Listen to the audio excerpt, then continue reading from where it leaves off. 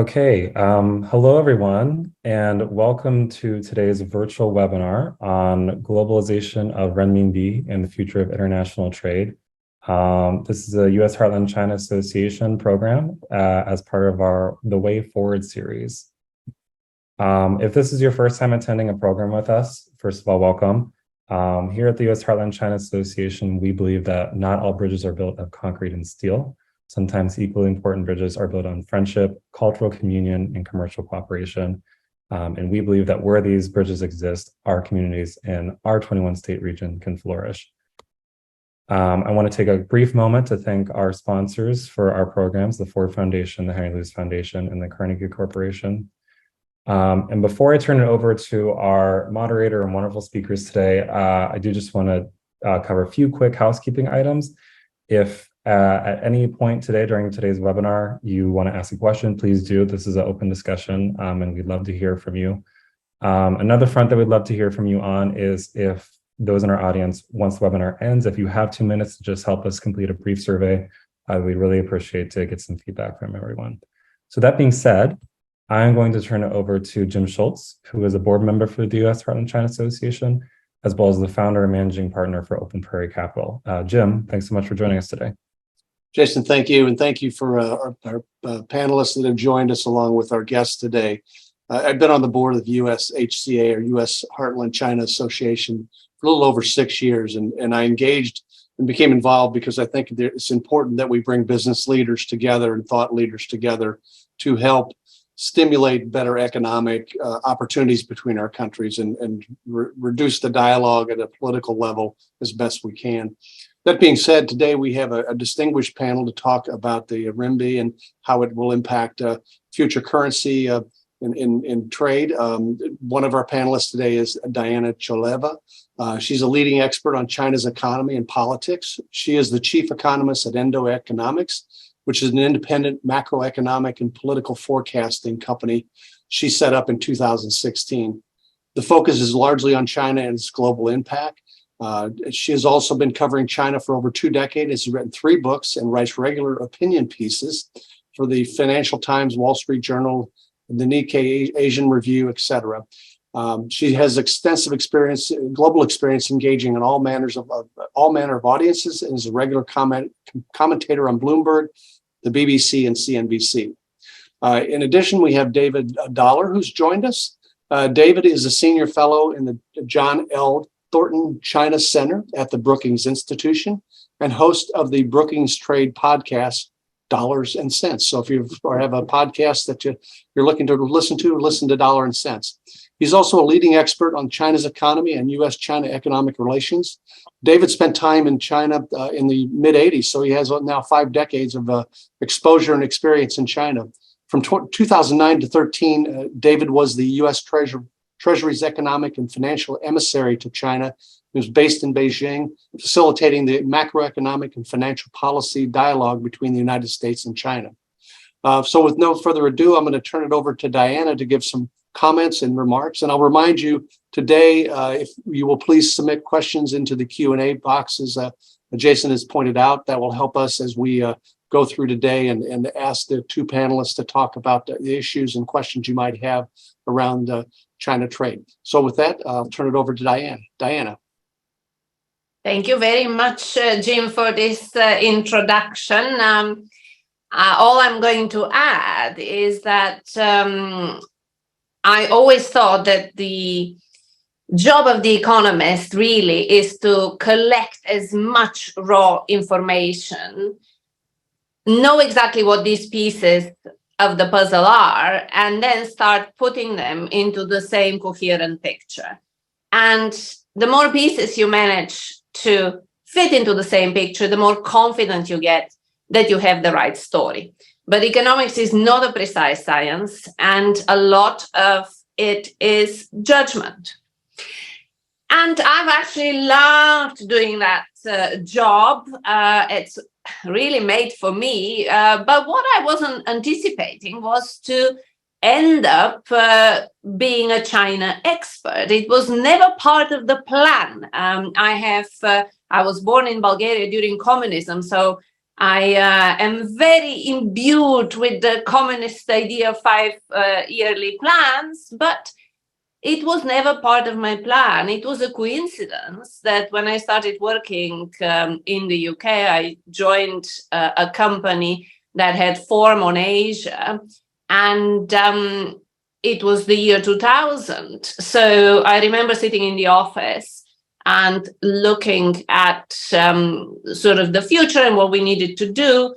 And a decision was made that I should, that we should cover China much more in depth, and that I was given the job. And to this day, I have no idea why I was given the job. My boss at the time says he thought it was because he thought I would understand China best, given that I have this innate understanding of communism, but I've also been trained by some of the best economics minds in the West, and then best placed to understand the dynamics, as well as actually a big plus is the fact that I'm not Chinese, and that helps being emotionally detached. So I've loved analyzing China, but it has been one of the most difficult countries. I've done it for 2 decades, but in that time I've analyzed pretty much all the major economies for lengthy periods of time. And I can say that in China, when it comes to China, it really requires that much more effort. And today I'm here to talk to you about Beijing's efforts to internationalize its currency. And it has been quite a lot like big collection of various pieces of information over the last 3-4 years that started building the impression that we got at Enodo Economics that Beijing has a new plan for how to push forward with the global, or with popularizing the global use of the yuan. And the reasoning behind this is that the imperative for China to decouple from the dollar had become even more urgent given what has happened in the geopolitical space. So we observed a range of measures and actions taken that looked to us like a, grab bag of ideas. And about 1.5 years ago, actually probably it's more 2 years ago, we decided to look into the issue in a lot more depth, because anticipating that this will become a big topic. At Enodo Economics, our key investment thesis and analysis that we have looked at this issue has been what we called the great decoupling. We've been looking into this bifurcation of China, the world, into a Chinese and US sphere of influence for about 5 years now, and have led a lot of the analysis on that front. So this was very much a continuation of us taking a deeper look in all aspects of the ongoing decoupling. You can call it de-risking if you'd like. The Europeans came up with that term. China quite liked it originally. Then the US started using it, and China has now renounced it as nothing different from decoupling. So we will stick with decoupling. And what I want to talk to you about today is the reasons of why we think China is much more focused on this now, and also what new ways they have thought of in order to promote the global use of the currency.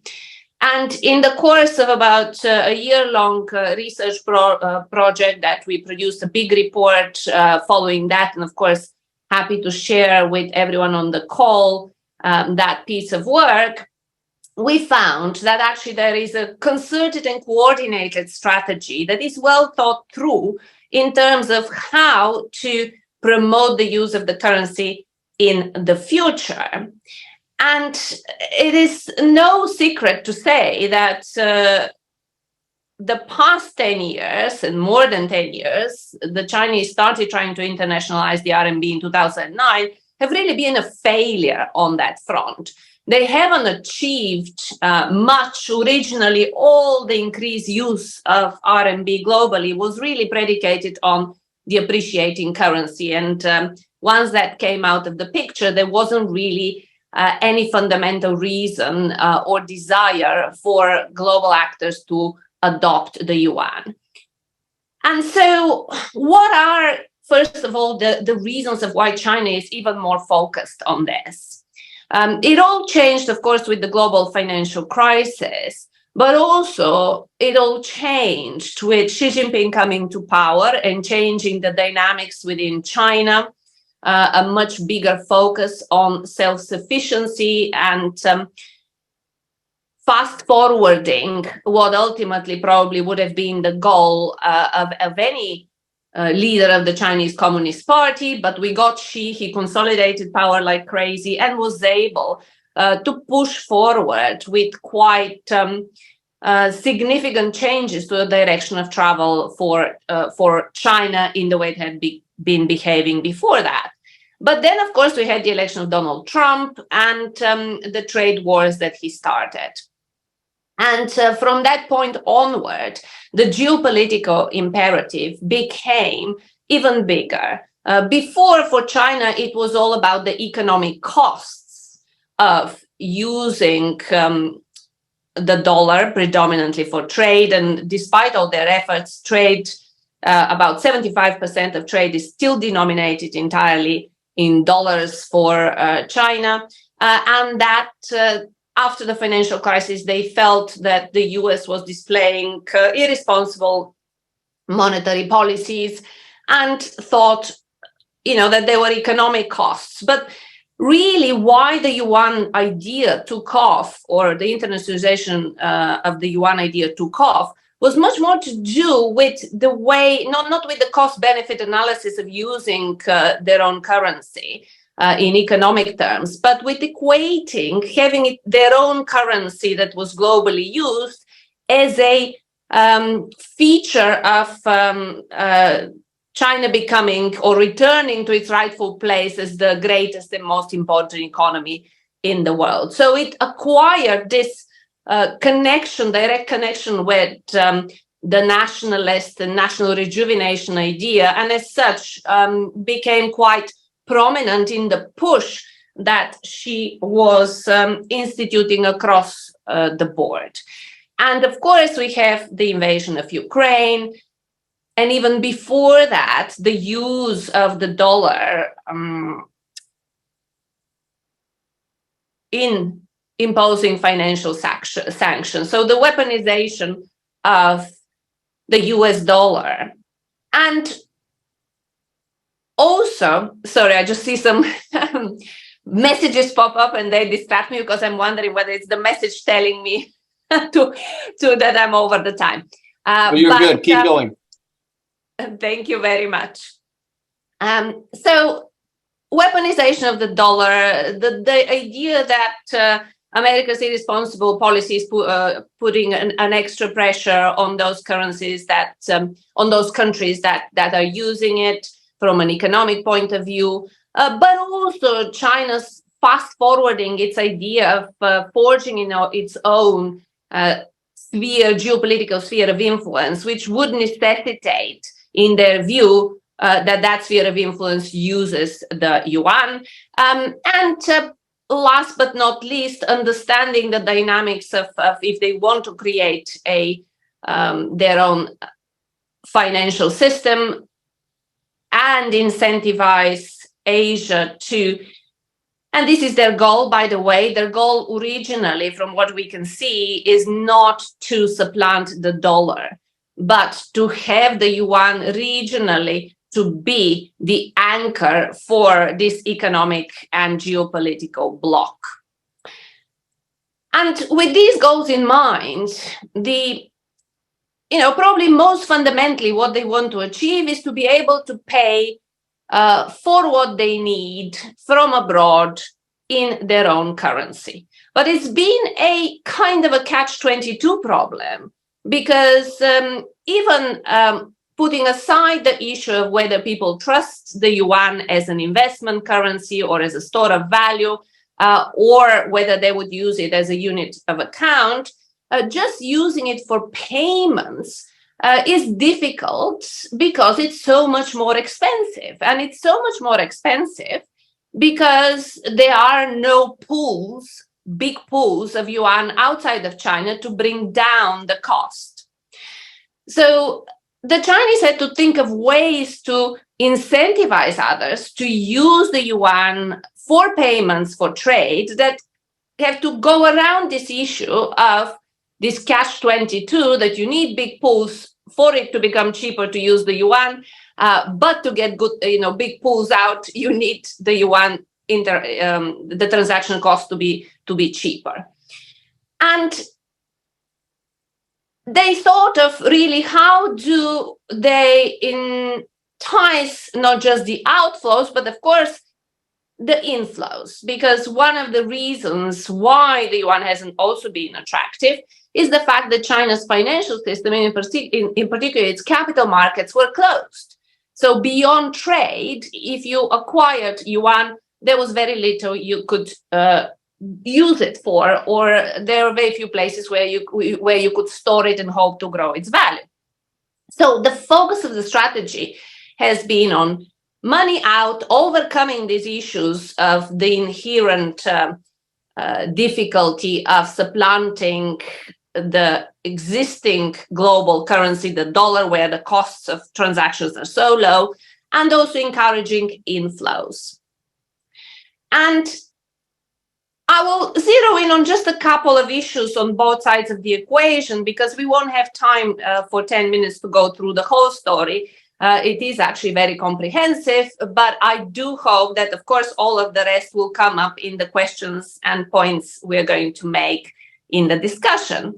So one of the important things on the money flowing out is this argument that if China has a closed capital account, then it can never create a global currency.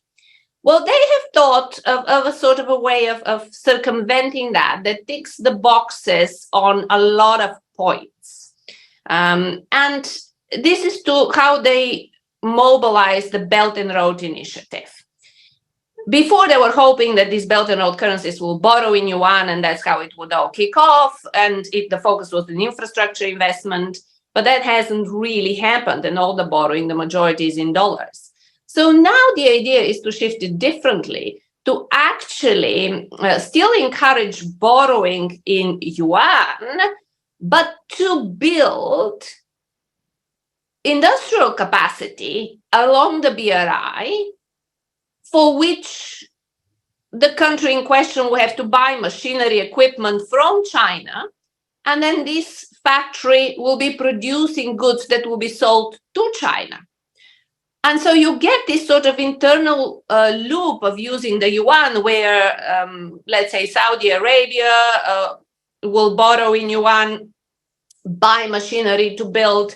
There was a bunch of deals announced at the last couple of meetings between the Saudi Arabian and Chinese leaders that very much were, you could see that the focus was not on infrastructure, which was the majority of the past, but on building these industrial sectors. I'm just trying to remember to give you the kind of a right example, but what were they building? I think there definitely was a steel, let's take steel, production facility.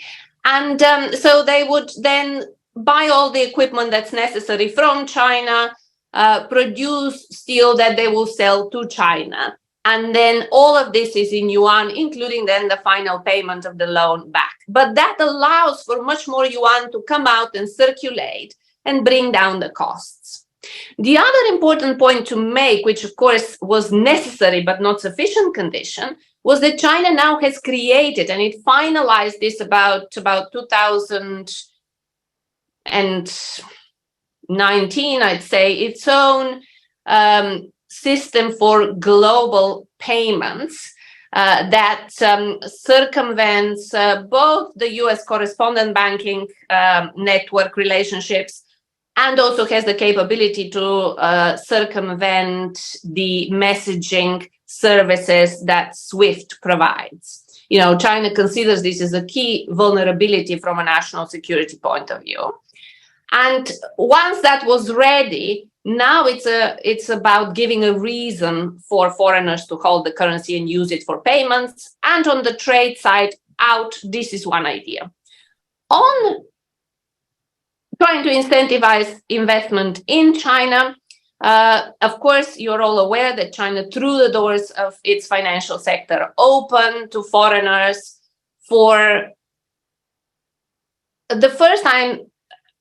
I mean, it's been at least 20 years. Throughout my whole time of being a China economist, the West has been badgering China to do this, and they didn't. They did it now, which is strange from the perspective that we are decoupling, and also that China kickstarted the decoupling, not the US. But the reasoning is because it suits them. They need to provide this inflow of Chinese currency and the use of the currency for a store of value by foreigners. And that has been combined with very concerted efforts to reform and develop China's capital markets. So I will end here because, well, no, actually, let me end by also saying that, you know, after doing the whole, you know, this investigation, our conclusion was that it is, you know, China is unlikely to present a serious challenge to the US dollar in the next 2-3 years. And probably the US shouldn't bother with trying to come up with policies or strategies to prevent some minor gains in terms of the internationalization of the RMB. And really, the issue here is that you could see, though, China creating this international sphere of influence, this geopolitical sphere of influence. You could see why those countries will be willing to transact in yuan. And just really the question becomes is how big the alternative financial system will be. Do we want an equal size one? So the Western and the Chinese based are equal size, and as such, would that create less conflict? Or do you want to put a lot of effort into incentivizing mostly the Asian economies that are undecided not to go with China? Because ultimately, quite a large chunk of global savings are within the Asian economies, and then diminish the size of the potential financial sphere of influence that China can carve out for itself. Diana, thank you very much for those opening comments. And if you also will take time, look at the Q&A box. We do have some questions that have been submitted, so we will get to those along with the pre-submitted questions. Keep populating the Q&A box, please, and we'll get to those in a few minutes. But I'm now going to turn it over to David to give some opening comments as well. David? Okay, thank you, Jim. Really great pleasure to join this. I'm going to introduce 3 points into the conversation. You know, first, the dollar remains the primary reserve currency and transaction currency, and I don't think that's going to change in the foreseeable future. So I'm not just talking about 2 to 3 years, but over 10 to 20 years, it's really hard to see that changing. You know, there are a number of issues here. First, there's what we call incumbency advantage. The dollar is one side of 80% of global foreign exchange transactions. So we have a existing system that's quite efficient. And second point here is it's not a coincidence that the dollar is this primary reserve currency, because the US has a lot of special features. It has good property rights and rule of law, flexible exchange rate, open capital account, deep and transparent capital markets, flexible exchange rate. So as an economic matter, it just makes sense that most international transactions are carried out in dollars because there's an efficient system there. And to try to do something else, as Diana emphasized, trying to do something else generally entails higher costs. So on an economic basis, we would expect this situation to continue. Second point is it's this primacy of the US dollar that gives the United States the power to use financial sanctions to pursue various political ends. The Russian invasion of Ukraine is the best current example. The United States has built a coalition of allies to sanction most of the big Russian banks and make it difficult for Russia to transact. And I think when the United States imposes sanctions together with a large number of allies, they tend to be quite effective. In Russia case is interesting. Russia is still exporting quite a bit of oil, which is actually permitted under the sanctions. But Russia's having a lot of trouble importing because all kinds of producers, firms, and banks around the world do not want to get enmeshed in the U.S. financial sanctions. So this has been pretty effective. But the United States imposes financial sanctions on quite a few different countries and individuals, banks, and firms. And my own view is that we've overdone it to some extent. It's the easy tool to reach for when there's something out there in the world that we're not happy about. And I think when we don't have broad support from our allies, the sanctions are often more symbolic and not particularly effective. But certainly, this use of sanctions has engendered quite a bit of resentment or even opposition.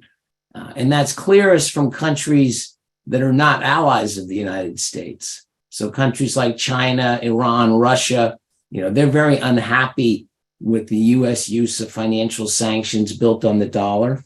But even friendly countries like Brazil, current regime in Brazil is unhappy with the way the U.S. is using financial sanctions. Quite a few countries in the South have publicly criticized the Russian invasion of Ukraine, but they're not supporting the sanctions. If they're honoring the sanctions to some extent, it's because they're worried about being sanctioned themselves, but they're not happy about that. And so I think that's the primary political reason why we hear a lot of talk about alternatives to using the dollar and setting up some kind of alternative system. And it is possible for countries that are being sanctioned like Iran, it is possible to develop some workarounds to avoid using the dollar, but they all have the characteristic of being relatively costly. From a purely economic point of view, it's more efficient to use this existing system based on the dollar. But if you're already being sanctioned or you're worried about being sanctioned, then of course you want to find a workaround. A lot of those workarounds, if you really look carefully, they're very similar to barter trade. So maybe, Saudi Arabia is another country that's worried about this U.S. use of sanctions. So Saudi Arabia and China might make some kind of a deal, state to state, but it's essentially equivalent to barter trade, which is highly inefficient. The whole point of basing trade on the use of currencies is that you sell something to another country, you don't have to worry about whether you want to buy back from that country. You might sell to Germany and buy back from Zambia, for example. And if we have a well-functioning international currency, then of course that's possible. And in this discussion about setting up different alternatives or finding some alternative to the dollar, certainly the most common currency that's talked about is the Chinese yuan. And as Diana described, there's been a pretty deliberate campaign by China to internationalize the renminbi or the yuan, starting with a speech made by Governor Zhou Xiaochuan back in 2009. Now, the third point I want to make is that the Chinese effort to internationalize its currency is really not moving very fast. China has set up an alternative payment system. It's competing with the SWIFT system with what's called the Cross-Border International Bank Payment System, or CIPS, C-I-P-S, but relatively few banks are connected to this, and only about 2.5% of global trade settlement is in Chinese yuan. So it's not particularly important. After about 15 years of internationalization, it's a pretty minor currency when it comes to trade settlement. I also find it interesting. I've written some papers about China's Belt and Road Initiative in different parts of the world. And this is a big effort by China to finance infrastructure development all over the developing world. And this could have been an opportunity to really promote the internationalization of the RMB. But I think it's very telling that almost all the lending in the Belt and Road Initiative is in US dollars. And if you just think about it intuitively, China's building infrastructure in a lot of different developing countries, as a kind of loan. And so these countries are going to end up with some debt. The countries don't particularly want to be indebted in Chinese currency, renminbi, because it's not obvious how you earn renminbi. It's not a freely tradable currency. If you have debt payment coming due in dollars, you can have a lot of different options for how to finance that. Deep capital markets in the US dollar. If you've got bills coming due in Chinese yuan, it's not at all clear how you're going to deal with that. And so as a practical matter, almost all the Chinese activity, the sovereign lending from China to other countries, some of it's in euros, most of it's in dollars. So there's a kind of missed opportunity there. But I think it's China being practical that if they want to promote this Belt and Road Initiative, then this is really the thing they have to do. They have to lend in US dollars. And I think it's not a surprise that it's difficult to use the Chinese currency in international trade and investment. They still have a closed capital account with very tight capital controls. They allow a little bit of investment in through a number of different mechanisms. But if you're, I always like to think in very practical, intuitive terms. So if you're a producer in Germany and you sell something to China, if you get paid in Chinese yuan, it's really hard to figure out what to do with that. Maybe you won't need that resource for 90 days. Well, you can't just easily deposit it into a 90-day bill in China. Maybe you need to switch it into dollars in order to pay some dollar-denominated debts, but that's not an easy transaction to do. So China basically lacks the key characteristics of a reserve country, which would be good property rights, deep and transparent capital markets, flexible exchange rate. In fact, there's a school of thought that in the modern world, a true reserve currency has to come from a democratic country, because if you have an authoritarian country, then that really puts a limit on how much you can improve or really have private property rights. So what we see in the evidence is that not a lot of progress in the internationalization of the Chinese currency. Now, I do think that China will eventually reform these things I'm talking about. So you could say they've been gradually opening up the capital account, but as a practical matter, it's not particularly open. They've introduced a little bit of flexibility into the currency, but not very much. And they really still lack deep and transparent capital markets and strong property rights protection. But they're moving in most of these areas.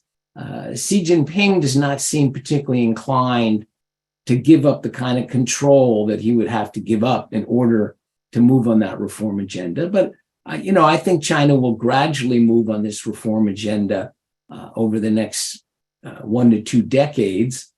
And given China's role in the world economy, it makes sense that the Chinese currency will gradually become more important. But I just don't agree with suggestions that this is going to happen quickly or is imminent in the next few years. It seems to me this is going to take a long time. I guess the last thing I would say is, personally, I would welcome this kind of reform in China. I don't think it would be a problem if you had a yuan that was growing based on economic factors, economic institutions and policies. That would, it would certainly be good for China, and it would probably be good for the world economy. Actually, it would certainly be good for the world economy. So I don't see any contradiction in having a world with multiple successful currencies.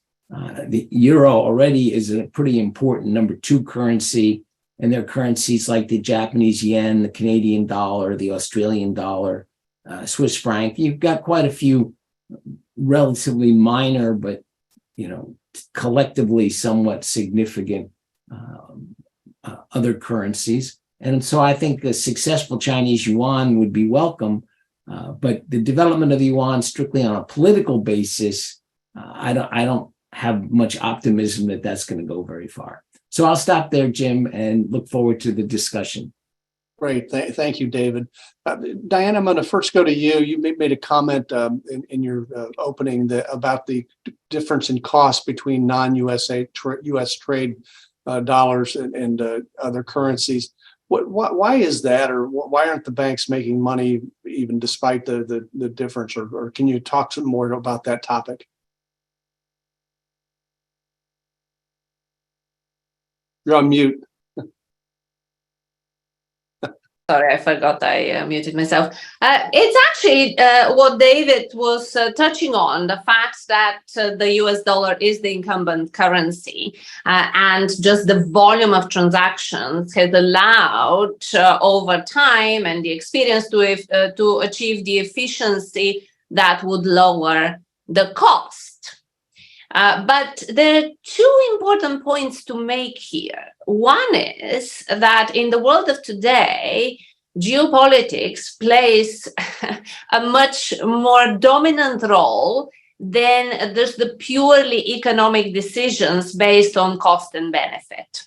And that is the big change. And, there is absolutely no discussion that everything that is involved in the great decoupling, in the bifurcation and in the disentanglement of deeply entangled economies that are the US and China, all of this will be costly. It will be extremely costly. I mean, just think about Huawei and when the US sort of zeroed in on that first. And in the UK here, we had the debate of, do we rip out all of this existing equipment that has been installed? So for geopolitical reasons, we are moving in a direction of a much less efficient world and one that is more costly.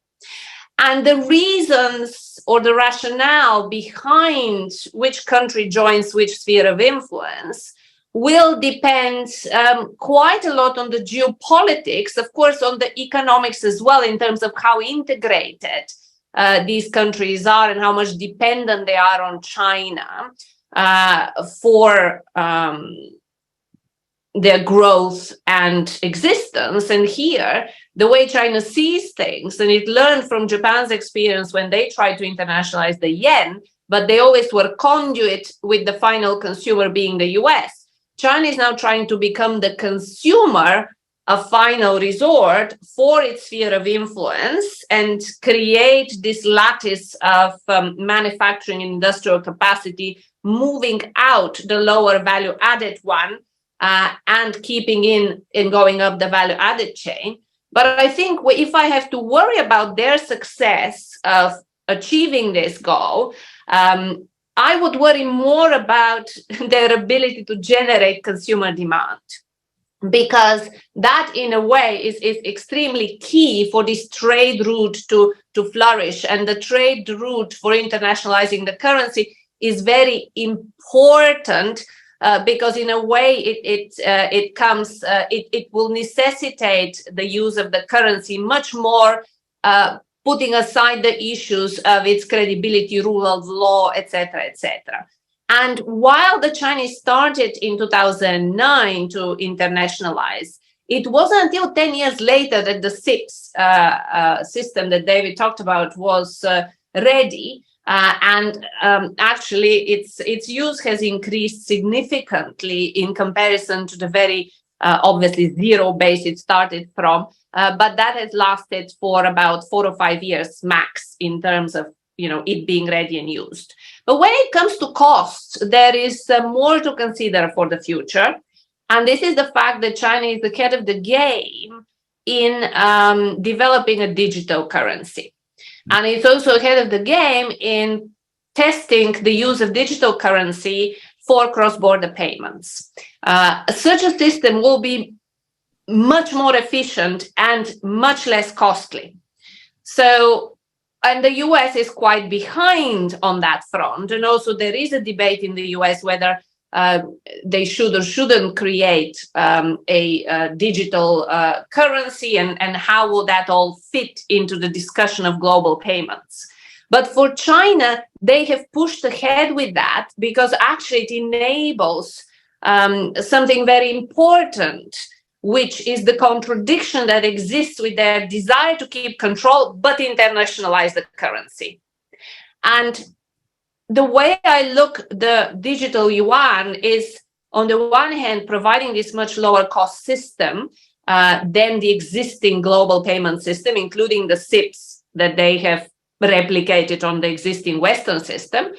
But if they're successful in utilizing the yuan, both e-yuan, both domestically and for global payments, they will have such level of visibility that they will be more willing to allow a free capital flows, because they'll be able to see the problems sooner and kind of act to prevent them before becoming a problem. And this is a strategy that kind of spans the whole idea of how the Communist Party sees future development, using the digitalization of its economy to gain the control and to reconcile this basically, without the existence of technology, unreconcilable fact that they want control, but we need free movement.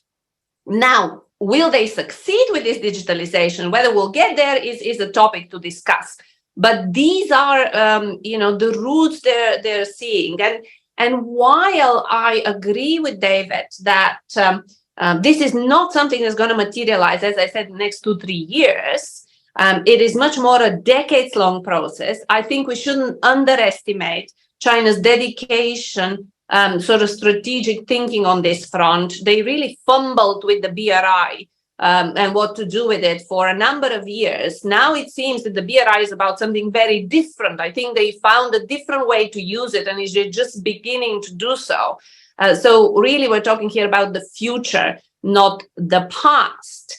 And what I will throw in the mix there is that, and where the geopolitics plays, we no longer live in a world where we can just simply look at the economics. It's so intertwined with the geopolitics.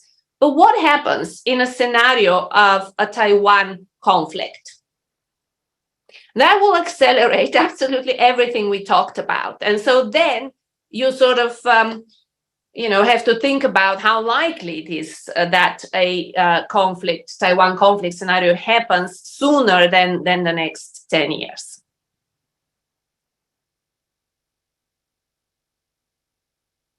I think you are mute now, Jim. That point on Taiwan and the implications of that, particularly as we look back at the Russian sanctions and the recent events this last few days on Russia, putting the Baltic Sea back on the target list, so to speak, for grain trade. How might that accelerate the yuan being a more dominant currency if something were to happen in the China seas? Well, I think that would certainly be a scenario in which the internationalization of the Chinese currency would accelerate. That's part of their motivation in the background. Is they're worried that what the U.S. has done with Russia is a preview of what the U.S. would do with China if there were a military conflict over Taiwan. And I think that's rational for the Chinese to take a hard look at that scenario. Personally, I don't think it's likely there'll be military conflict over Taiwan in the next few years.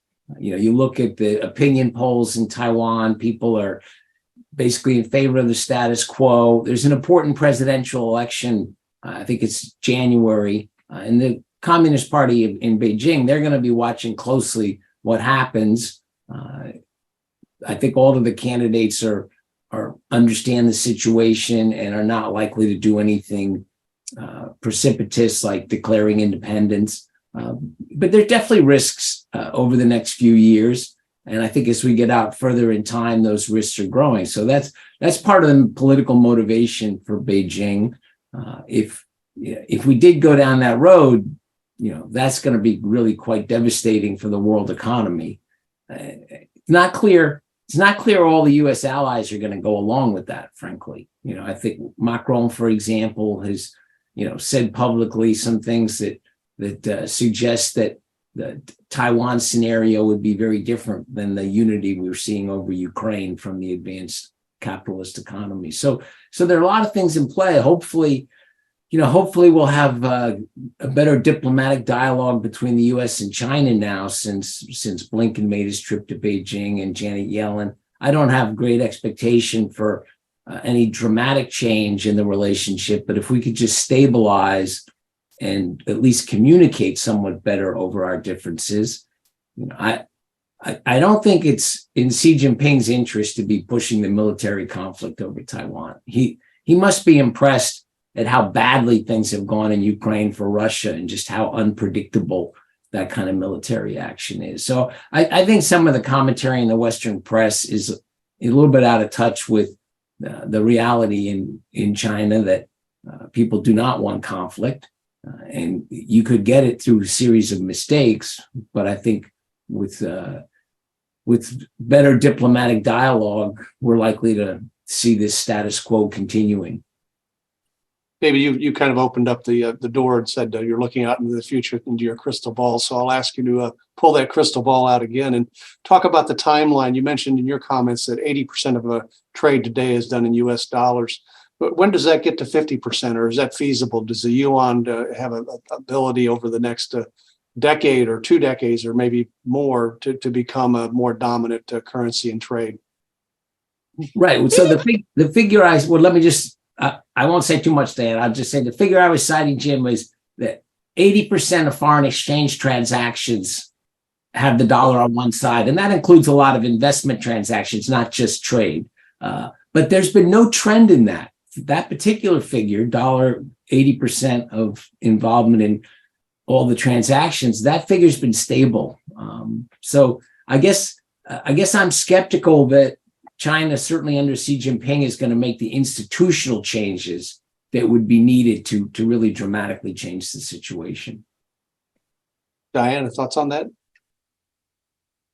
Yes, actually, I didn't hear you say, David, at the start of your questioning. I was thinking, I didn't say 80%, I said 75%. But there were two different things we were referring to.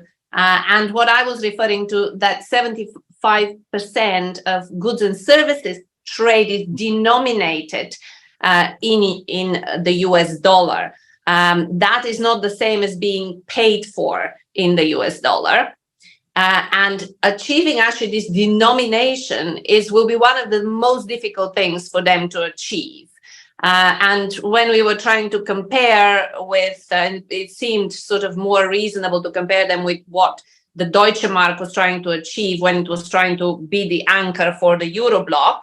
At that time, by the time they managed to become the anchor, they were already a very substantial percentage. I can't remember what it is off the top of my head, but sort of close to 80%. Anyway, I'll need to check the numbers, but that percentage of denominating trade in the Deutsche Mark was way, way higher than where China is today. And that has a lot to do, of course, with management of the economy, as well as management, what should we say, efficient management of economic forces domestically and how that impacts on the currency. So these are two different points, and I would say it's easier for China to get traction in paying in yuan first, then probably in store of value, and then finally in denominating trade in yuan. But for all of that, really, to my mind, the key is not so much institutional change, because they're not trying to appeal to countries that want the free liberal democratic system, if you see what I mean. So yes, for a truly global currency, I think you need the democratic system. That will be, I firmly believe in that. And I think actually the US has to double down on its free liberal ideals in competition with China rather than try to replicate China and sort of slide into authoritarianism. But we are not in a global world. That is the problem. We're in a world that is deglobalizing, and a system wants to a sort of a chunk of it wants to detach itself for what has been the global system. And the countries that are bound, if you want to call them the global south, the axis of authoritarianism, you can come up with various terminology. Certainly the decision makers are not necessarily driven at all by the same considerations that we are in the Western world. And then to me, the big issue becomes, because I don't think that there is any way of bringing China and the US together. What we saw with Blinken's visit and then the succession of other visits that have happened and some are about to happen, senior US officials, is really, I think the US understanding that not a lot of progress can be made, as there wasn't any progress. What was announced after Blinken's visit was peanuts. And the main thing the US went to talk about, which is resuming military to military crisis communication, did not happen at all. But it is about the fact that, America's allies have been putting pressure on America to be more responsible. So at least it's buying America the perception among the G7 and others that they are being responsible and trying to talk to the Chinese. Really, the two sides are coming from fundamentally different ideologies, also fundamentally different styles of communication. So they really are talking over each other. That's, certainly a big danger. Now, I can talk endlessly about Taiwan, not least because at Enodo we have a separate service called Enodo Taiwan Watch, which has been looking in depth into this issue daily for 3 years now. And we have iteratively assess the likelihood of conflict, both on a 3 to 5 year horizon, but also on a 3 to 6 month horizon. And that there is so much more to be said about this conflict and why it could materialize. But the one thing I'll just say is that both sides are really ramping up the activity when it comes to the Indo-Pacific and the Taiwan and South China Sea. China, because it's training and they want to build their, fully ready army by 2027 was the deadline, whatever that would mean. And meanwhile, allies and the US and allies are trying to deter them by also, upping the ante on the activity. So even it's not a simple, but an issue of an accident escalating is really at this point in time the most serious short-term worry, because in particular this lack of military to military communication. And from China's perspective, they're thinking, well, the Indo-Pacific is our turf, so why should we be talking to you, full stop? Some ways there is a backdoor because they did revive the military to military communication with Japan earlier in the year. So at least there is that. But from the perspective of the Americans and of course all of the West, because we think differently on that front, without the ability to effectively know each other and communicate and have trust. So if an accident were to happen, you don't escalate inadvertently. That is missing at the moment. And that's, a really dangerous position to be in with respect to just an accident. Good. Thank you, Diana. I'm going to change gears a little bit and go back to a little bit the Belt and Road Initiative and some of the ASEAN countries that have received funding through the Belt and Road initiatives. How might they be involved in any disputes or the expansion of the yuan as we look into the future? Thoughts on that? Right. So, there are 10 countries in ASEAN, and they have very different involvement. They're all involved in Belt and Road to some extent. Singapore and Brunei are rich countries. They, of course, don't borrow. But among the other 8, I think it's interesting that the 3 most populous, Indonesia, Vietnam, the Philippines, actually have pretty small involvement with China. So their borrowing from China is less than 20% of their external development financing. They primarily rely on the traditional Asian Development Bank, World Bank, Japan. On the other hand, Laos, Cambodia, and Myanmar, in most cases, for most of them, it's not overwhelming, but let's say more than getting up toward about a half of their finance externally is coming from China. That's pretty strong dependency. It's probably even a higher number for Laos. So I think you've got some countries there that are deeply dependent on China, and I still there. The activity that's going on is still loans based on the U.S. dollar, frankly. But I would guess, like Laos in particular, which borders China, I would guess that use of the yuan within Laos is becoming relatively common. I know from traveling to Myanmar that the use of the Chinese currency there is certainly growing. But those are countries that border China and are relatively poor, relatively small economies. The big players in Southeast Asia, they benefit from the economic relationship with China, even in Vietnam, which has a somewhat tense relation. But strategically, they're all leaning toward the United States. So in general, what you have are countries that want to benefit from dealing with China, but they also want the security umbrella from the United States. That's just one more additional complication. The last thing I'll say on that, Jim, is what I hear over and over from officials from those countries is they don't want to have to choose between China and the U.S. because China is really their economic future, but they don't completely trust it, and they like having the security umbrella of the United States. Great. Thank you, David. We have about 3 minutes left. We have a number of questions we did not get to. We should have made this a 2-hour panel, but I'm going to now turn to Diana maybe to give a 1-minute summary of thoughts and maybe outlook. Well, 1 minute.